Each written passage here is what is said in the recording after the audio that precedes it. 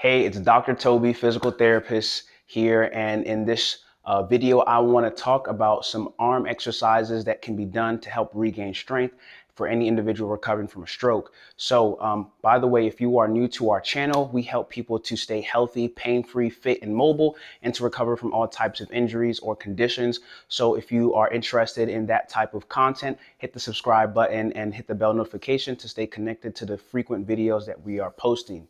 All right, so I want to show you in this video a few exercises that can be done to help regain arm strength and really upper extremity strength after a stroke or for any individual who's recovering from a stroke. Now, the exercises and activities I'm going to show in this video are going to be most relevant for somebody who maybe has been able to get early care and rehab and regain some function where they have voluntary movement and control of their muscles and of their joints. So with a stroke, there's a spectrum of where people can fall in that functionality or ability scale, meaning different people who've had a stroke are at different phases of their recovery. Some may not be able to voluntarily move their muscles and their limbs on their own, but these exercises that I'm going to show are going to be helpful for people who maybe are just extremely weak after having a stroke. Maybe they've been on bed rest for a long time. Maybe they're out of the hospital and they don't know what exercises to start doing to not only maintain their strength, but to build it up, because what you don't use, you lose. And so these exercises can be extremely helpful, and I'm going to show you them now.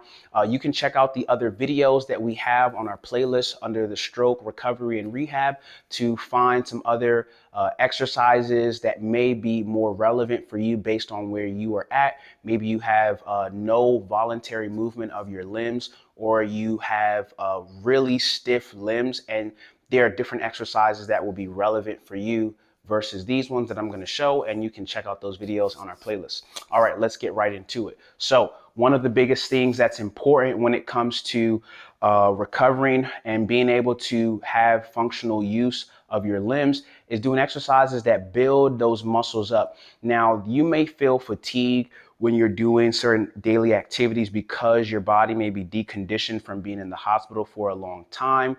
So when it comes to the number of repetitions and the number of sets that you do, that's something that is going to be very different for every individual depending on your capacity. And oftentimes having the right exercise prescription and the right guidance just can come simply from talking to a physical therapist who's able to give you an idea of what your physical capacity is, what you can tolerate, and what's going to be most appropriate. So let's get right into it. Again, we're assuming that if you are an individual who is able to move your limbs, then these exercises are going to be helpful for you. So number one, we'll start right with the hand. What are some exercises that we can do with our hand? So when we have that stroke or a stroke, assuming that the stroke was on the left side of my brain, my right side is going to be affected, and maybe it's extremely weak. I do have voluntary movement. Like if I want to, I can close my hand and I can open my hand, but it's extremely weak, and just doing it one time requires a lot of energy and strength. So one of the things that's going to be helpful is super simple. Making a fist and utilizing all your strength and gripping very tightly is one of the things that's going to help strengthen those muscles. So doing this and holding it for about 3 to 5 seconds, squeezing and then relaxing.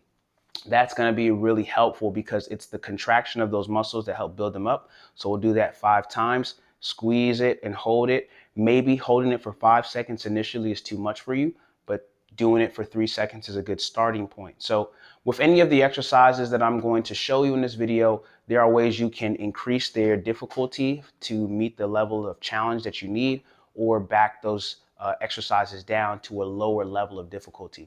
So again, squeezing those hands, squeeze your fingers together, making a fist nice and tight, and then relaxing, okay? Now, why this exercise is important is because when you have that weakness on that side of your body, you might be losing your grip strength, your ability to grip. So you might find that when you're trying to grab a plate or grab a cup or grab something, that it drops out of your hand because those muscles are very weak. So re-strengthening your hands and the muscles that cause you to grip is going to be really important. Now, the way that you can progress this exercise or make it maybe a little bit more comfortable is utilizing a ball. So here what I have is a ball, and there are different intensities of balls that you can use whether a softer ball that you can actually squish. This ball is really hard. It's a massage ball that's more likened into a tennis ball, so it's really hard, but gripping it and squeezing it provides a lot of resistance. So if the first exercise is too easy for you, this is a way that you can gain some more resistance to that exercise.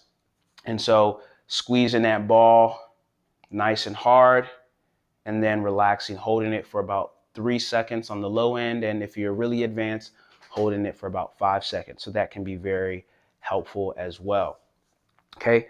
The other exercise that you want to consider doing is bending your elbows. So a biceps curl. So bending your elbows is a great exercise to do. Again, this is helpful if you have voluntary movement and you can isolate that movement. Now, some individuals may have difficulty isolating just movement at the elbows, and trying to bend their elbow causes them to lift up their shoulder this way.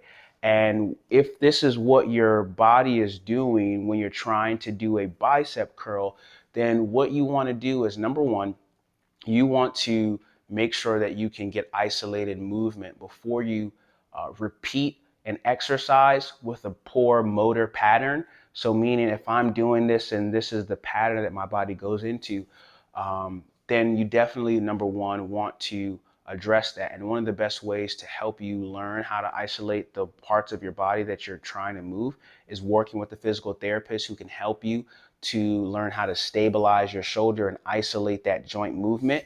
And so that's one of the things to keep in mind.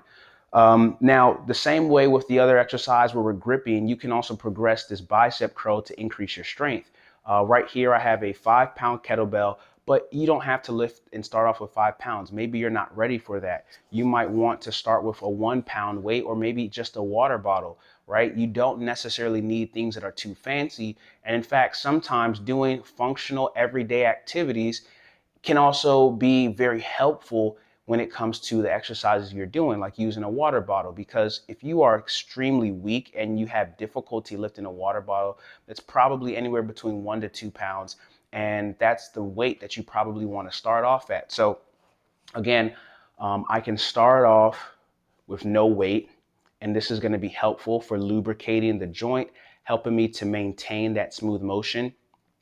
And one of the things that's beneficial with how I'm doing this exercise here is that I'm using both sides, the unaffected side and the affected side. And so I'm able to help retrain my brain to maintain the same level of smooth motion that I have on the left side as also on the right, which was affected by the stroke. So you can do anything from 2 sets of 10 to 3 sets of 10, but it all is going to depend on how your endurance is, how your conditioning is, how you get fatigued. One of the things that you can do to start off is do the exercise, and maybe you might get fatigued after doing 7 repetitions, and you can make that your starting point and the maximum that you do per rep. So if after 7 repetitions of bicep curls, I start to feel tired, I can take a break and then I'll do 7 more.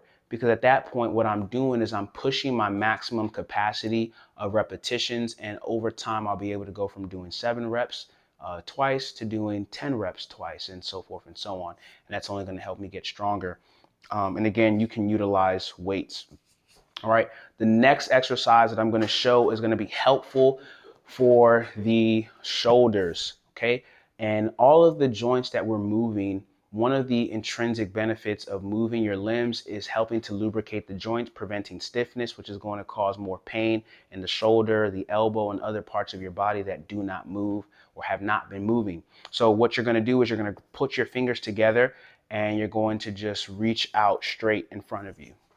So what we do is we reach straight out, and the benefit with this exercise is that the hand that's not affected, or the limb that's not affected, which in this case is my left side, that side is able to help assist providing power and energy and strength to the side that may be more likely to be fatigued and tired.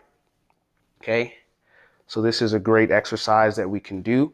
And the way that we might want to progress this exercise is by using a weight. So it doesn't have to be 5 pounds. It can maybe be a 1 pound dumbbell. All right. And for those who might be interested in this kettlebell, I like it because you can grab it with both hands, and that tactile stimulation to the hand is really beneficial for helping to increase re-stimulation to that affected side. So grabbing it here also resembles kind of like a steering wheel. And a lot of people have difficulty driving, or sometimes a fear or anxiety when it comes to being able to drive again, because of fatigue of having to hold their arms out for a long period of time. I had a patient recently who was able to get back to driving and was confident again. And it took some time, but I like this because of that feature. So the same exercise, we're reaching straight out just like this. And again, you have that support of the strong side to help reaching out. Okay. The other benefit of this exercise is that one of the most difficult or most affected aspects of a person's functionality after a stroke is their ability to generate smooth and fluid motion that's coordinated. So reaching becomes difficult. Like I said, people have trouble isolating movement, so they'll be trying to reach and their arm will kind of curl up. Now, if you're in the early phases of your recovery, or you just recently had a stroke, this is something that can be corrected, and it's going to be best corrected sooner rather than later. So you definitely want to get immediate attention from a physical therapist. But again, this exercise is helpful for building strength. It's helpful for building muscle coordination. And if you're able to have that smooth voluntary movement, and the main feature of your current condition is just weakness of the muscles and of your body and fatigue, then this is going to be a great exercise for you to consider and to do. Okay. The other thing that you want to do is increase your overhead strength and power, because when it comes to being able to reach overhead and avoiding having a rotator cuff injury because of that weakness, one of the exercises you can do is reaching up just like this. Really great exercise to do. Again, a good place to start off, 2 sets of 5 or 3 sets of 5 if you're really affected by fatigue. You might say 2 sets of 10 or 3 sets of 10. Those are good places to start. If 2 sets of 5 feels too easy, try to do 3 sets or 5 sets of 5, and that can help to increase your endurance, increase your strength. Okay. Again, same concept. You can use a weight like such. You could use a dumbbell, you could use a water bottle, or an object around your home that could be safe, that you are not concerned about dropping. But definitely start off doing this exercise without any weight, so that you can get an idea of what your physical capacity is. Start off with 2 or 3 sets of 5, like I mentioned. So same thing, just reaching up, and you feel that resistance. Again, this is really helpful for grip, because one, I'm gripping. So this is working multiple elements that I need to rehab and to restore full function to. So hopefully that's helpful. You can also, last exercise that I'm going to show, not only do we want to reach straight out, but again, we can get some support if doing a single hand overhead exercise is difficult. As you can see here, I have this 5-pound weight in one hand, and maybe that's too hard for me. Well, you can grab with both hands, like I said, and you can reach straight up. So reaching up. Again, in this scenario, I'm assuming that the affected side is my right side, but it's same all applies for either side. So reaching straight up, and I have my hands together, so I have the unaffected side giving support to the affected side. So hopefully you found these exercises in this video helpful. Like I said, if you are somebody who wants to stay healthy, pain-free, fit, and mobile, and would like some more content and videos in terms of stroke rehabilitation and regaining function and getting back to normal function, then definitely subscribe to our channel and leave a comment and let us know what you found most helpful about this video. If we do not have a video that applies to something that we could talk about to help you, just leave a comment and we will definitely reply and create some content that will be most beneficial for you. So Again, I'm Dr. Toby. It's my pleasure to share this information with you. Share this with a loved one if this is beneficial or relates to something that they're going through. And take a look at the rest of the videos on our channel to get some more benefit and help when it comes to staying healthy, pain-free, fit, and mobile.